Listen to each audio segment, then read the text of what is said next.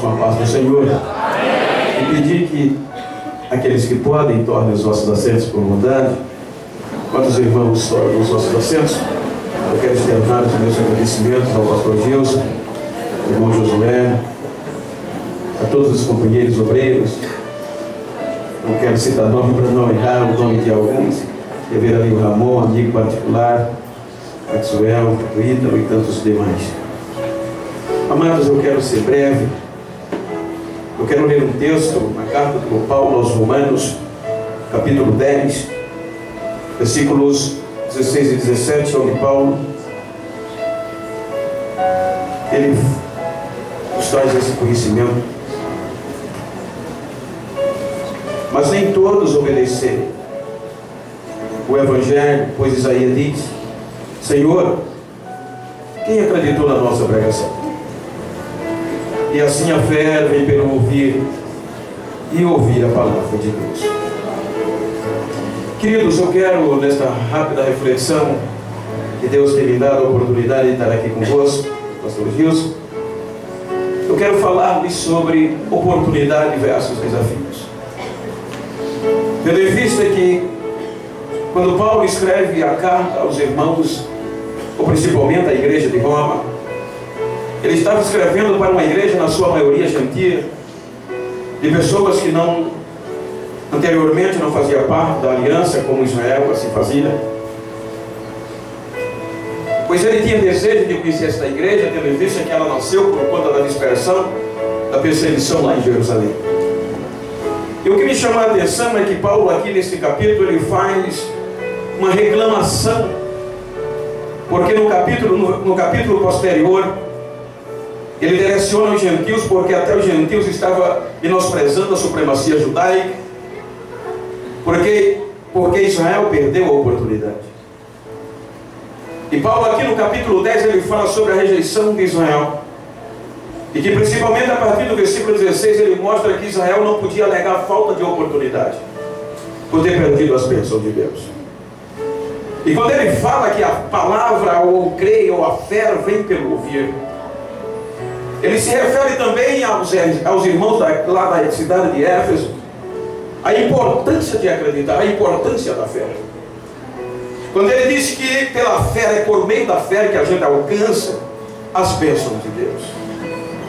Ele usa um termo que, segundo alguns eruditos, era conhecido como um termo monetário, chamado de zolomai, que quando uma pessoa estava sem saída, estava totalmente com o nome na caderneta de dívida, quando eles alcançavam este penhor de zolomai, eles poderiam dar entrada e ser livres das suas culpas e alcançar as bênçãos.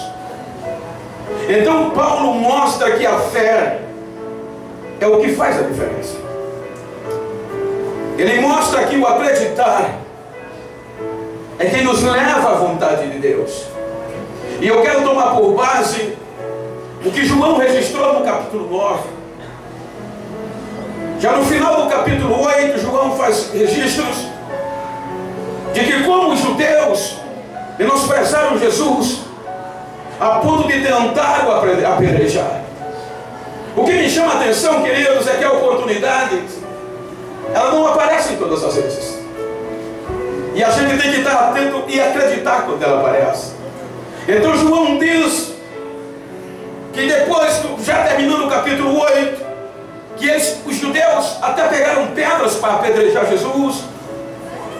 E Jesus, saindo dali com os seus discípulos, diz João, que quando Jesus caminhava ali, ele viu um cego, um homem que era cego de nascença. E como era comum para todos os judeus que qualquer pessoa que portasse um defeito físico era símbolo de maldição, então isto levou esta crendice, levou os discípulos olharem para Jesus e fazer um questionamento e dizer: mestre, quem pecou, este ou os seus pais, para que ele nascesse assim cego? Então o que me chama a atenção é que Jesus se vira e nem os seus pais, ou nem seus pais nem ele. E a Bíblia diz que Jesus dá uma oportunidade àquele homem. Mas o interessante é que Deus nunca dá uma oportunidade sem antes vir um desafio. A verdade é que quando os discípulos questionam, que ele olha para aquele homem que dá essa resposta aos discípulos, os irmãos sabem que os judeus eram muito sistemáticos, cheios de rituais, e inclusive era um dia de sábado. Então a Bíblia diz que Jesus cospe no chão, e cuspindo no chão, eu creio que ele se agacha e faz lodo, mexe o barro, diz a Bíblia. Aqui ele já quebrava 2 das 39 tradições dos judeus, das quais se diziam que no dia de sábado não se podia fazer construção civil, ou seja, não podia mexer barro. E Jesus, com aquele ato, já estava quebrando 2 dessas tradições. E quando ele quebra aquelas tradições, a Bíblia diz que ele pega o lodo da sua saliva e dá uma oportunidade àquele homem. Aquele homem nunca tinha conhecido Jesus. Ele era cego. Ele tinha crescido na mendicância, sufocado, seguindo o rito judaico, o ritual judaico. Aí Jesus chega, diz a Bíblia, que unta os olhos dele. Quando Jesus junta os olhos dele, chega no ouvido, ele dá a oportunidade.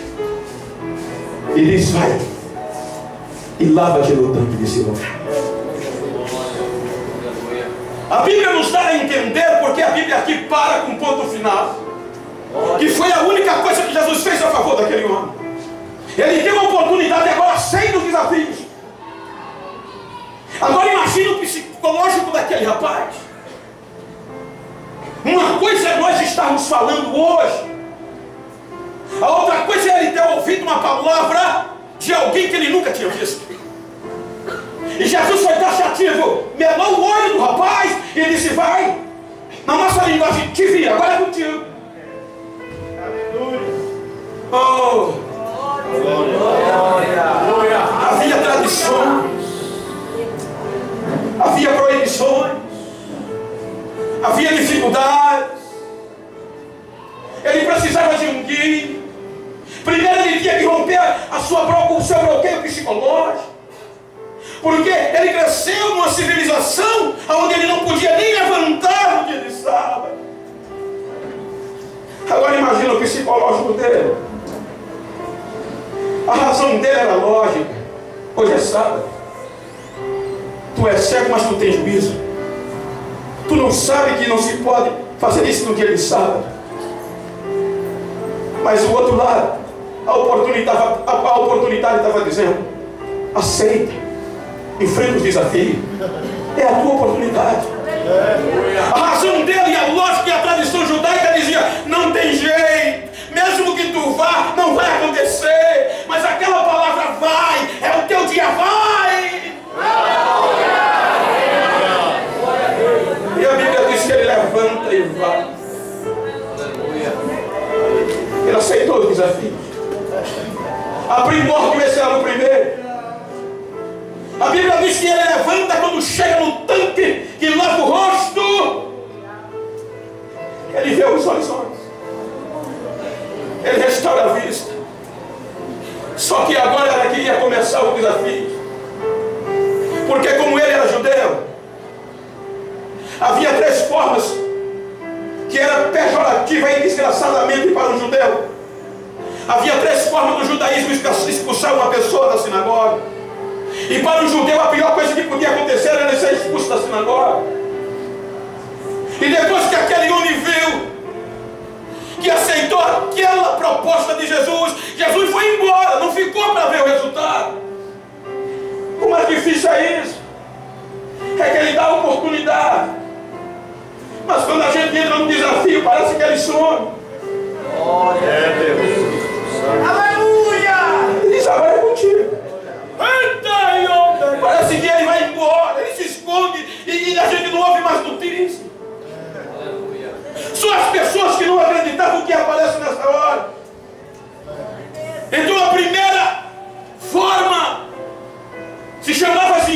fala no original hebraico de uma repreensão, ou seja, qualquer pessoa podia repreender de primeiro modo. Foi por isso que quando viram ele sair da mendicância, agora na rua, na casa que morava, sair andando com os próprios pés sem os guias.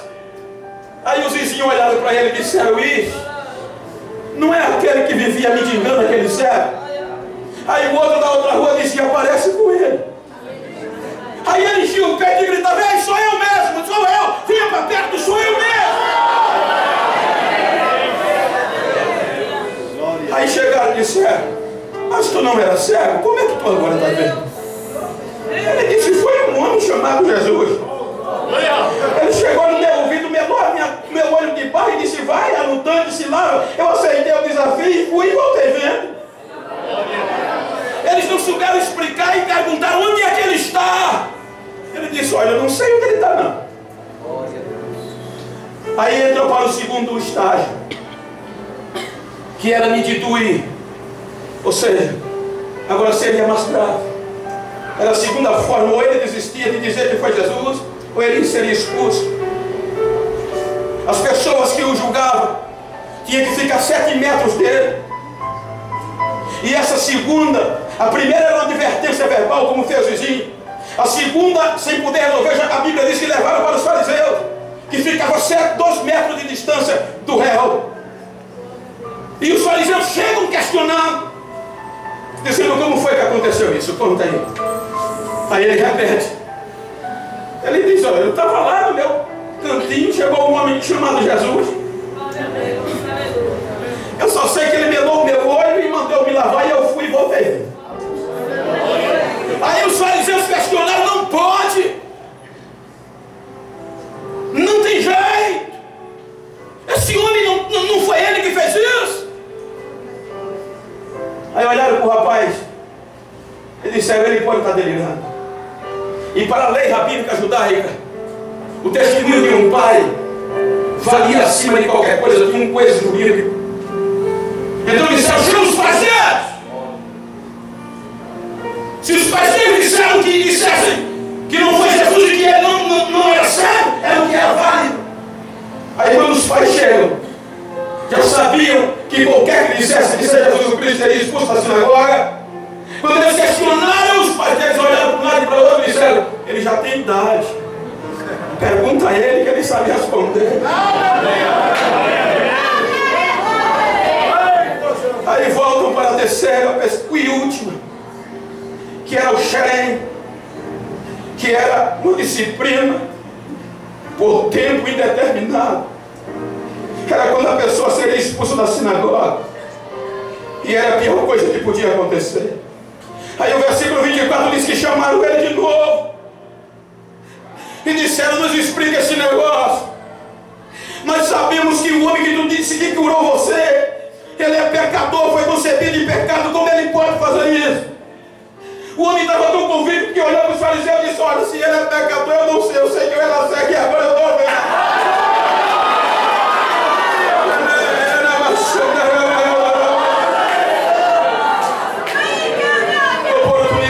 Esses desafios,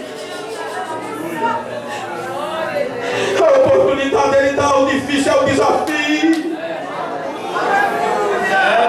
O difícil é crer. Ele só faz dizer: vai dar certo, vai, eu estou torcendo por você, eu estou no controle, vai dar certo.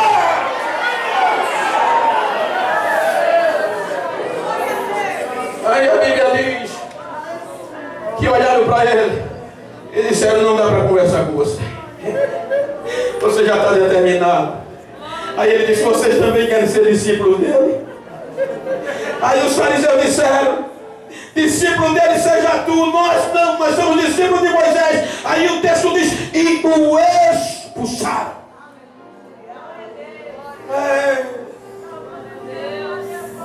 Expulsaram. Era a pior coisa que podia acontecer para o judeu. O interessante é que quando expulsam, é que quando todos nos jogam no lixo, geralmente Jesus chega. A Bíblia diz que quando expulsaram, Jesus ouviu. que expulsaram o homem. E quando expulsaram o homem, aí Jesus voltou. Escuta o que eu vou dizer aqui. Eu não costumo dizer. Eu creio que eu nunca disse aqui em Alagoas.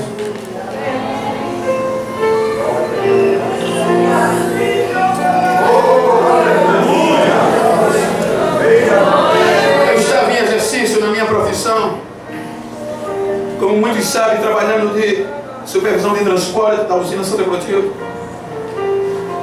Crente, no meu bolso não faltava dinheiro, ajudava muitas pessoas. Eu não precisava emplacar carro, abastecer carro. Eu tinha muitos amigos de alta patente. E um dia disseram que Jesus ia me abençoar nesse ano de 2010. Mas eu não sabia que era tão difícil.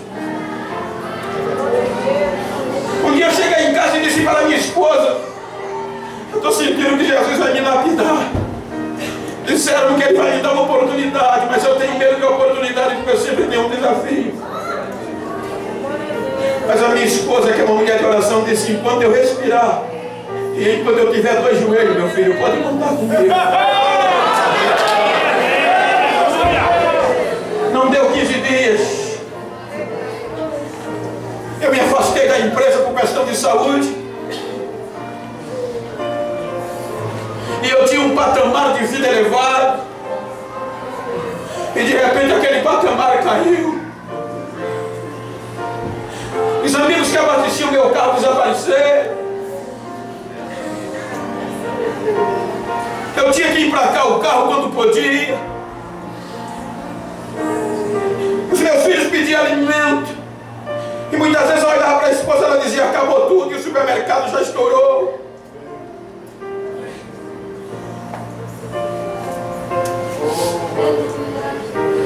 Os amigos foram embora. Eu perdi o carro. Eu não pude mais pagar. E o pior é que a gente não pode dizer a ninguém. Porque o desafio de Deus, sabe o que é que sobra pra gente? Botar a cara no pó e muitas vezes debaixo da cama e só dizer: tá doendo. Desafio. Um dos meus melhores amigos, vendo a minha situação, olhou para mim e disse: do jeito que vai perder até a mulher. E era o meu melhor amigo.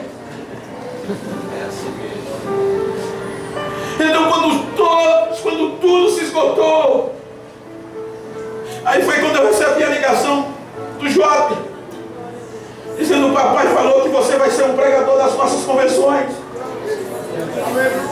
Eu cheguei em casa e disse à minha esposa, ela disse: como que tu não tem terno?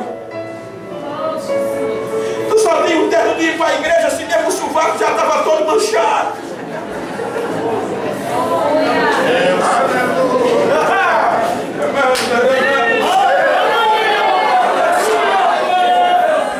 Oportunidade, diversos desafios. O problema é o desafio, meu irmão. Jesus cruza os braços. Todo mundo diz alguma coisa, menos ele.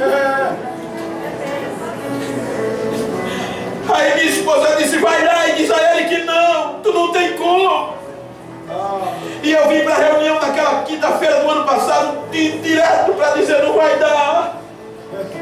Só quando eu cheguei não tinha acesso a ele, fiquei assistindo a reunião. Sentei lá no cantinho, vendo a oportunidade, mas não tinha condição. Aí quando até a minha esposa disse que não. Aí perto de mim senta o pastor Miguel de Ouro Preto, porque eu não tinha intimidade com ele. E ele disse: Bento, eu não tenho intimidade contigo e eu nunca fiz isso. Mas eu estava lá na frente, quando eu olhei para o teu rosto, Jesus mandou eu vir aqui. E ele me disse que tu fosse lá na loja, escolhesse o melhor terno, a melhor camisa, a melhor meia, a melhor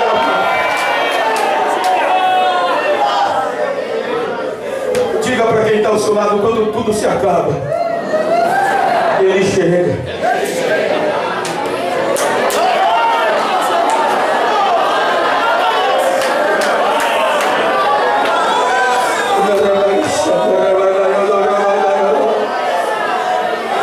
A Bíblia diz: quando ele viu e ouviu dizer que aquele homem tinha sido expulso pelos fariseus, quando não tinha mais perspectiva, Maxwell, aí ele volta para Jerusalém e começa a procurar o homem. A Bíblia diz: quando ele viu o homem, ele ainda foi desaforado. Ele disse: agora tu crê no Filho de Deus?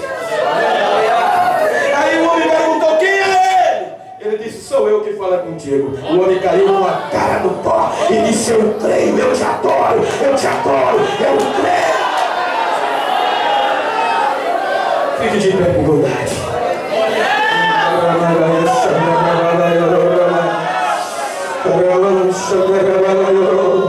Aceite os desafios de Deus.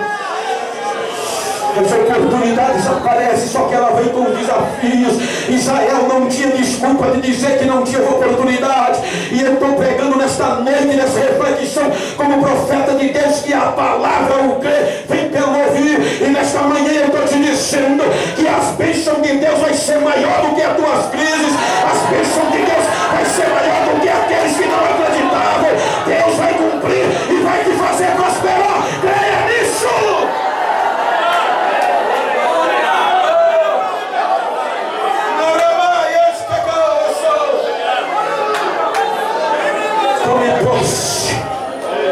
Vai dar certo sim.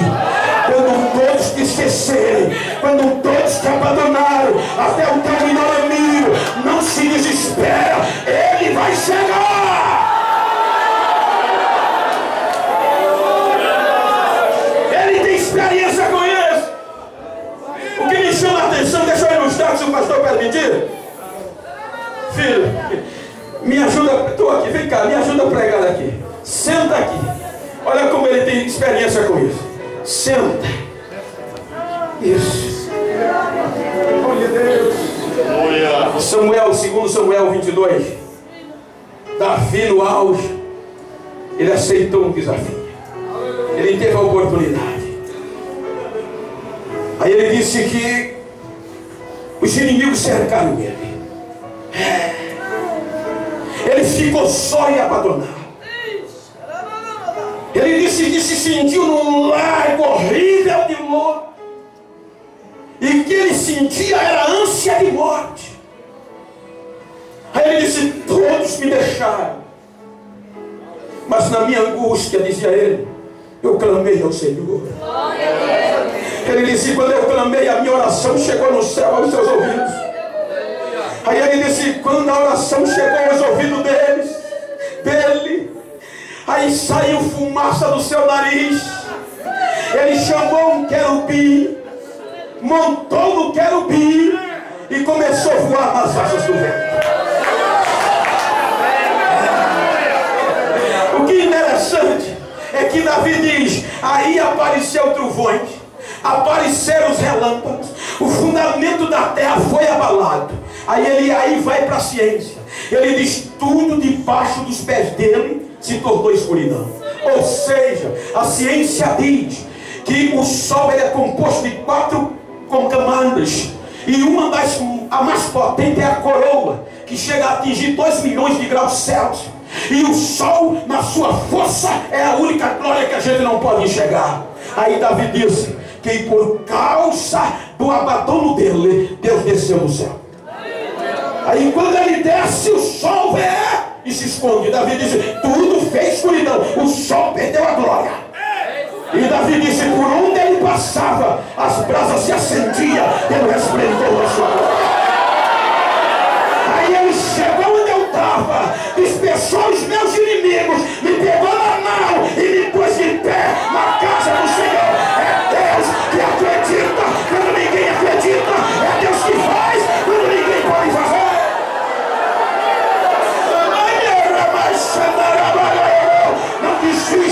Não desista, porque está difícil, é o desafio da oportunidade, mas aqueles que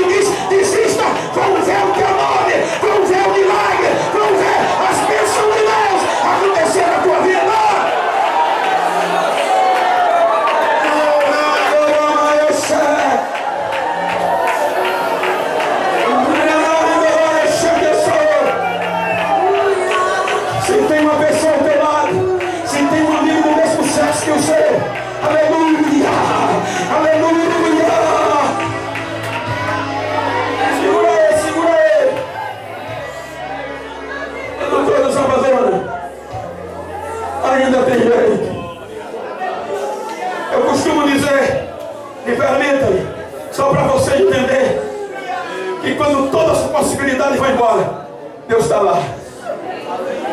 Na antiga Palestina, quando morria uma pessoa que era pobre, que não podia comprar uma tumba na rocha, o que era que o líder da família fazia? Ele reunia os seus parentes, pegava um cadáver doente querendo, e não podia comprar uma tumba, jogava no vale. Só que eles acreditavam que Deus, até o terceiro dia, o espírito do morto não subia nem descia, ficava ali. E até o terceiro dia Deus podia resolver aquele problema. Então reunia a família todinha no primeiro dia, esperar o milagre, o cadáver no vale, e a família esperando. Aí dava o primeiro dia, dava 10 horas, meio-dia, 2 horas da tarde, o corvo, o urubu chegava perto do cadáver, arrancava os olhos e voava. Aí o líder da família terminava o dia judaico 6 horas da noite. Ele olhava para trás e dizia: ainda tem 2 dias, Deus ainda pode fazer alguma coisa. Eles iam para casa, voltavam no segundo dia, 6 horas da manhã estava lá, esperavam. Por volta de 11 horas a águia chegava, e a águia rasgava o ventre do cadáver e comia as vísceras e voava. Terminava o segundo dia, o líder olhava para trás, ainda com esperança dizia: mas ainda falta uma noite e um dia, Deus pode fazer alguma coisa. Quando eles iam para casa à noite, chegava a hiena, e a hiena pegava o restinho que tinha de carne, de putrefação do cadáver, só deixava o esqueleto. Quando eles chegavam no último dia, o terceiro e último dia, eles só viam o esqueleto, mas era o terceiro dia, era o último dia de esperança. Mas por volta de 3 horas da tarde descia o quebrantoso, a Bíblia chama de quebrantoso, que é uma ave de rapina que só come tutano. O quebrantoso descia, pegava o cadáver, subia com ele, quebrava osso por osso e comia o tutano. Terminava 6 horas do dia, o último. O líder da família já em lágrimas, urrando, dizia: acabou, ninguém pode fazer mais nada. E iam embora em desespero. Mas eu quero conjecturar que quando ninguém podia fazer mais nada, aí Deus vai no cativeiro e diz: Ezequiel, eu tenho um congresso para você pregar, filho. Ezequiel diz que Deus pega ele em espírito e vai passeando sobre a terra. Quando chega no meio de um vale, ele para, e o vale estava cheio de quê? Diga, como é que estavam os ossos? Diga comigo, sequíssimos. Diga, não tinha esperança, não tinha sonhos, ninguém podia fazer mais nada. Aí Deus olha para Ezequiel e diz: filho do homem, eu ainda posso fazer alguma coisa quando ninguém pode mais. Eu ainda posso dar jeito quando ninguém mais dá. Aí Ezequiel olha para ele e diz: esse negócio é contigo. Só tu sabes, Senhor. Só tu sabes. Segundo a Bíblia Indutiva diz que na ótica humana, Ezequiel disse: Deus me trouxe aqui para dar um enterro decente a esses ossos. Eu vou enterrar esses ossos. Mas enquanto ele estava pensando em enterrar, Deus disse: profetiza, filho do homem. Profetiza, e tu vai ver o que eu vou fazer. Ei, tem alguém do mesmo sexo que você aí, a não ser que seja casado? Vira assim para ele, vira assim para ele, vira assim para ela e pergunta a ele: você tem sonhos? Tem projetos? Diga: eu também tenho. Diga: vamos aceitar o desafio. Porque aqueles que pensavam que iam enterrar os nossos sonhos, que iam sepultar os nossos projetos, diga: quebrou a cara, porque ainda tem jeito, e eu vou continuar. Abraça ele.